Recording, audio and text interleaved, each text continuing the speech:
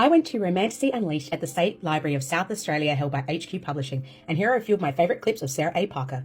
I actually struggled finding the strength in her voice. I'm a very submissive, quite very socially withdrawn person. So it was, if anything, I loved the challenge to write a character that used her voice, that said exactly what was on her mind, that was unafraid to be herself and to make mistakes and to just charge through life, not caring. And for me, that was a beautiful challenge. She came to me at a time when I think I needed that. I started scratch again. What I did differently this time is I spent a month writing down every single bit of my lore. I wrote down all my character backstories. I shaped my creatures. I named them.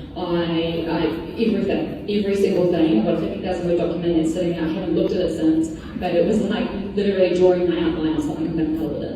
And I don't think I'll ever work differently from that now because it's been so helpful. Personally, and I'm going to get personal, I'm sorry. And I'm probably going to be crying a lot today, so I'm really sorry. I'm actually proofreading Ballad right now, doing that final sweep through, so I feel like I'm pre-mourning like the loss of this story.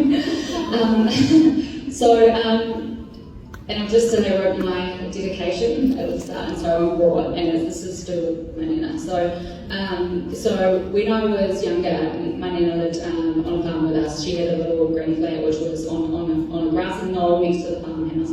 And I used to travel over there every afternoon and spend my afternoons and my weekends with her, do cooking and whatnot. And she was a fantasy lover. She had all these little creatures sitting around in little bookshelves and little dragons and hatching eggs and just little fairies that were dangling off the edges and stuff and all of those things actually I have in my head, as well as her backstory of fairy books and dragon lore and all sorts of things. And for me, that was when my love for dragons was born.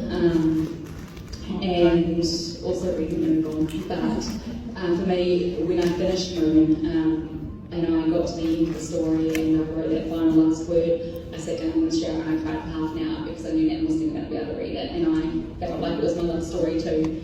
Our time together and our combined love for dragons and for fairies and for the magical world. For me, they make me believe like it's almost possible when you read about dragons to feel as if they were a positive part of this world. It was absolutely painted in green, and he was there supporting the main female character. He was loving every single flaw of hers. He was there just on his knees for her.